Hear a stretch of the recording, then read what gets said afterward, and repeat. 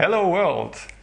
These are strange times, so I thought I might as well adapt and do something strange, which in my case is actually start documenting what I'm doing, and even stranger, share it with you. So, what is it that I'm doing? I'm currently preparing my next art piece, and as it turns out, it involves lasers. How come? I've been invited by a long friend of mine, Thomas Grill, to take part in a project called Rotting Sounds. It is an both scientific and artistic project that is currently taking place at the University of Music in Vienna, and it's dealing mostly with the erosion of digital data and also what it means, for example, for artistic purposes. The center of the project is at the University of Music in Vienna in the old auditorium. And Thomas has visited my last exhibition where I presented one of my drawing robots. And he approached me because what they wanted to do is to inscribe digital data, mostly audio data, that they are recording at the auditorium into the room itself. And my drawing robots could be the means to do it. We had a chance to visit the auditorium before the lockdown, and we soon realized that the walls were actually not a good place to draw these huge amounts of audio data, but that the timber benches that were in there is actually the better place for us to draw onto. And well, it's timber, and we were thinking about how can we inscribe something into the wood. And well, that's why we came up with the idea to actually engrave it with lasers. So that's what I'm gonna do now. I'm building a laser engraver that's capable of engraving meters and meters and meters of timber with audio data. Hooray! Since I've never worked with lasers before, my approach was to just buy a cheap, small laser engraver and take it apart and look how it's done. And then pimp it from 15 centimeters to be able to draw 15 meters. One thing I've learned by taking it apart was that all the parts are open builds standard, which is an open hardware standard that I adopted so I could reuse most of the parts in my own design.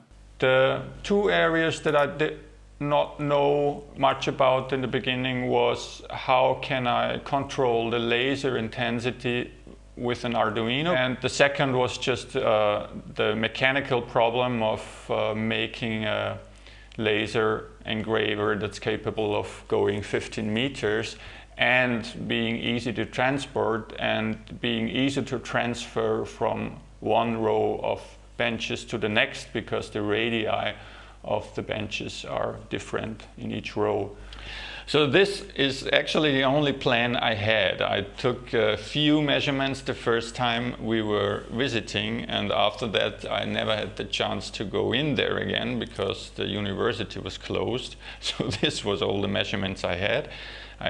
I knew how tall the benches were, and I knew the radii that the benches had. So it was good enough to start working.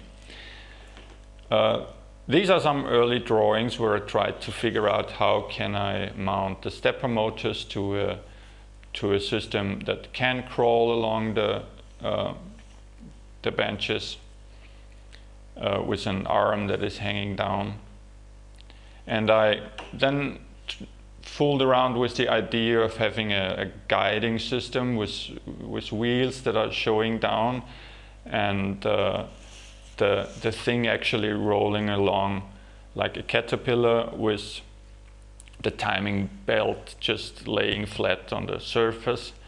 But this seemed to be a bit wobbly, so I thought I better make something with a fixed rail that I'm going to mount onto the bench and use just an aluminium profile as the rail, a very thin, this is only 2 millimeters, that can bend to meet the radius of the benches, and the whole arm of the drawing bot is clamping onto here. So this was actually the solution that I think worked best. And these are already some pictures of me trying to figure out how I could mount the whole thing onto this rail.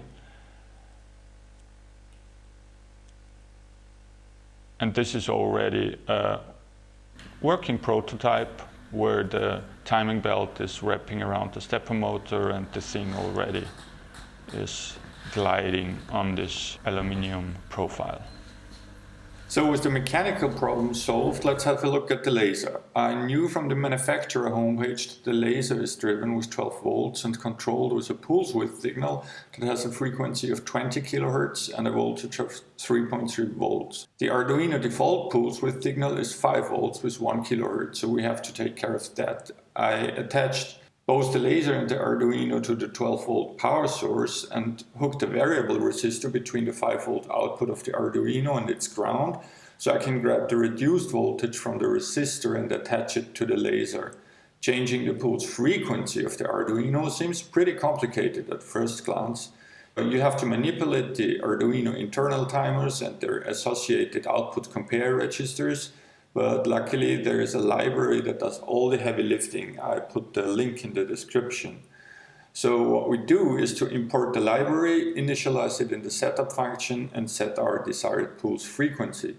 Then we set the desired pulse width as we would normally do, and for testing we create a signal that sweeps from 0 to full width, forth and back, in the hope that our laser will blink accordingly. And sure enough, when we pull up our resistors so that the output voltage reaches the desired 3.3 volts, the laser starts blinking. So with that, we've solved all the major hurdles. I will spare you the details of all the programming that was involved, but let's see how it looks if we put everything together. This is the way it's going to be mounted, and behind this plate there are the 4 wheels that I was talking about that will hold on to the profile like this, and the timing belt will hold on to the stepper here. So this is actually how it's going to look and how it's going to glide along the rail, and this rail is actually like 10 meters long or more, depending on the bench. So let's have a close look.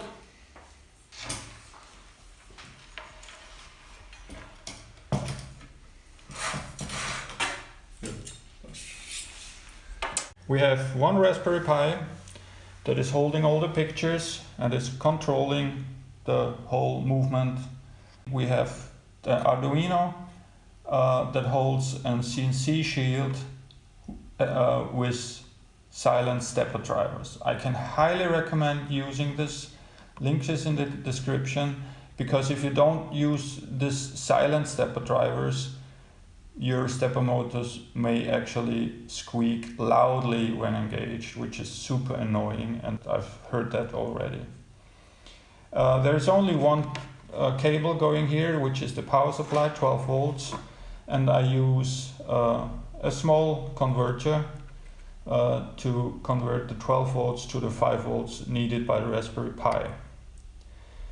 And we have 3 end stops here. One is here, one is here, so this is for the x-axis, so the machine knows when to stop at the end. And we have one end stop here and another one on the gantry card where the laser is actually sitting here, so that also in this axis I know when the card reaches the ends. The end stops are actually pretty important for security reasons. After each image I go down with the card and up with the card once, and I measure the time it needs to go there, and if the card for any reason is too slow, maybe because a motor is broken or some other thing, then I actually stop the whole system, because then I know that something is wrong. Another safety feature that I have is the temperature sensors. I have one temperature sensor here, and a second temperature sensor is in the laser. So the Arduino constantly monitors the temperature, and if anything goes wrong, also the system shuts down. And whenever something happens, I get an email, because we're attached to the internet, so that I know that actually something went wrong, because this machine is going to run 24 hours a day, 7 days a week for a few weeks, well, actually until the end of the year. So I'm here at the University of Music. There are not really many people around. The university is still closed, but here and there you see some people working, so the restrictions are not so harsh anymore. I have an allowance, so I'm allowed to enter, and I have the key, so I can actually visit the auditorium and have a look. So, and here it is in all its glory. This is the only small part of the building that is not yet renovated. It's the former auditorium of the Veterinarian Institute, and is now the home of the Rotting Sounds project.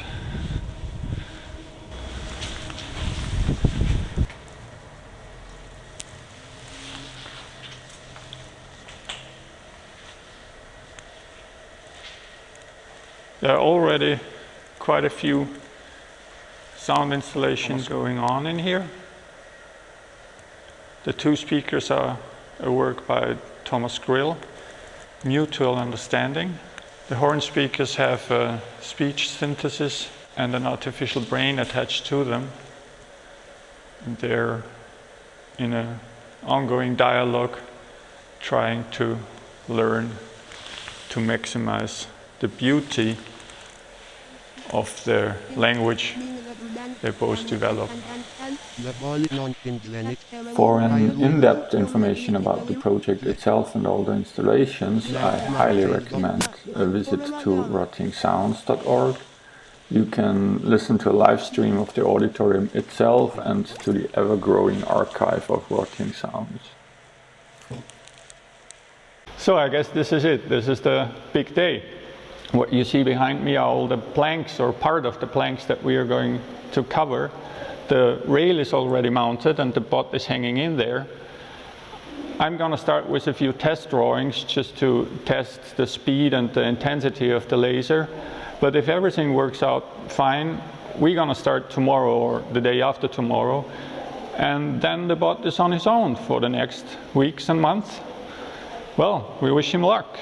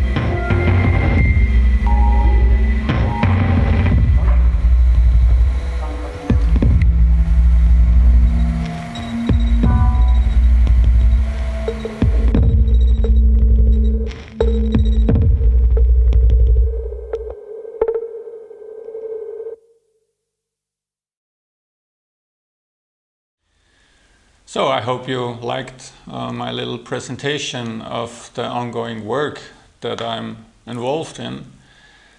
And it was a little more on the technical side. There are, of course, other aspects to this work, and I think the one thing that I like most about this piece is that we are putting a lot of effort into creating more than 1,000 little drawings of audio snippets that are arranged into a huge abstract painting, basically. And we are creating this piece over a period of weeks and months. Actually, it will probably run until the end of the year. And we all do this while knowing that the auditorium is actually going to be renovated as soon as we are finished. So as soon as the whole work can be seen for the first time, it's actually going to be torn down. And that's something that I really like about it, because it is actually embedded in a project called Rotting Sounds. So that's that. In my next video, I'm going to show you some of my drawings and paintings and some of the other machines. So I hope you see you then. It's gonna take a while, but you can subscribe if you want to follow me. Thank you and bye.